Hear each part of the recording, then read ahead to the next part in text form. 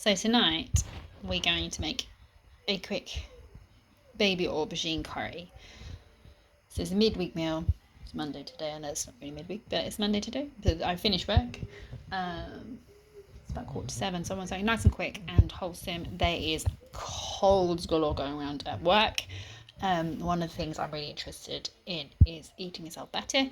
So anything containing like gingers and gingers and garlic and curries are really good for warding off colds and flus and bits. So I'm gonna boost up my immune system, have a nice curry, and plenty of that in there so that I can hopefully not catch what everyone else seems to have at work, because I don't fancy it. I think there's 3 off today.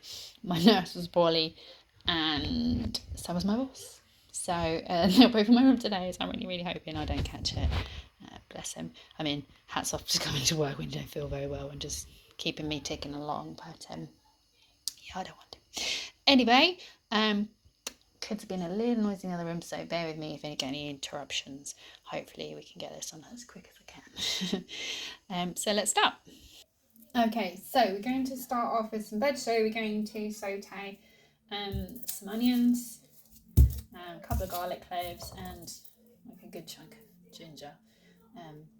So once that's peeled out, it reduces quite a lot.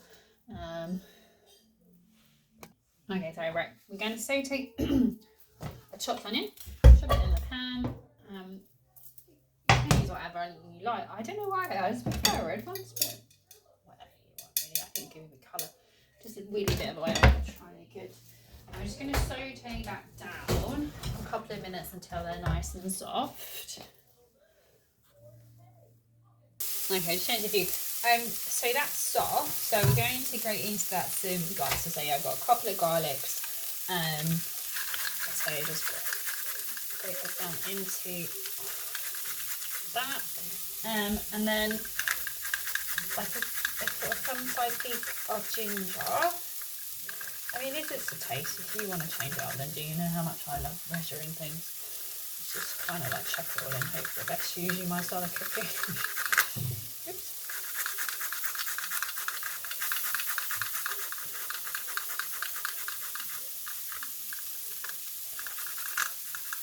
Okay, and then take it in there.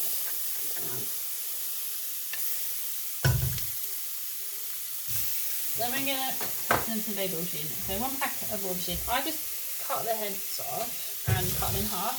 Come to whatever shape you want. I just kind of like something in my curry. But whatever works for you, then that's absolutely fine. We'll put those in there. You can use a whole, normal size aubergine. I just fancied using these guys today, but do what works for you. She's dog's going now. Hold on.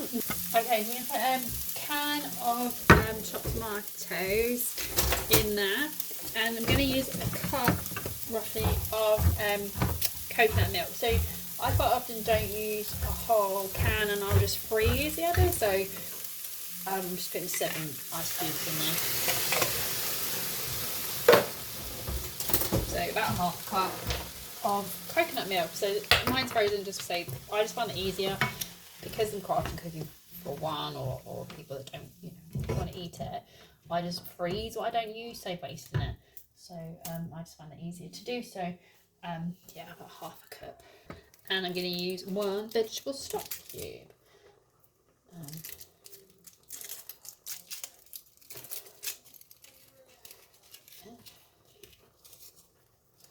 Actually, I don't know if it's just a new thing. I like the meat-free oxos. I can't get them in my local anymore, so I don't know if that's a thing now, or if there's no demand for them, or what's going on. But I'm on vegetables, and I quite like having like the chicken or the beef, like the vegan ones, obviously.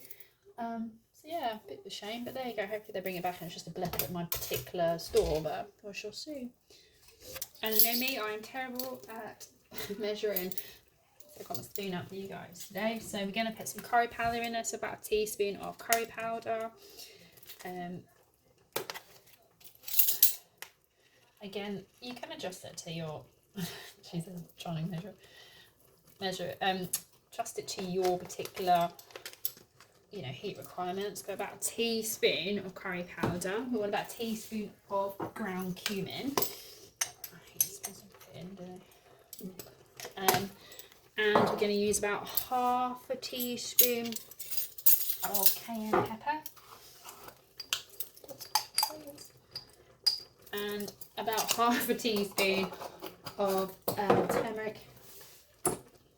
I use mine so often, it's in its own little pot, so you just whack it in. So when I'm doing like scrambled tofu's and stuff.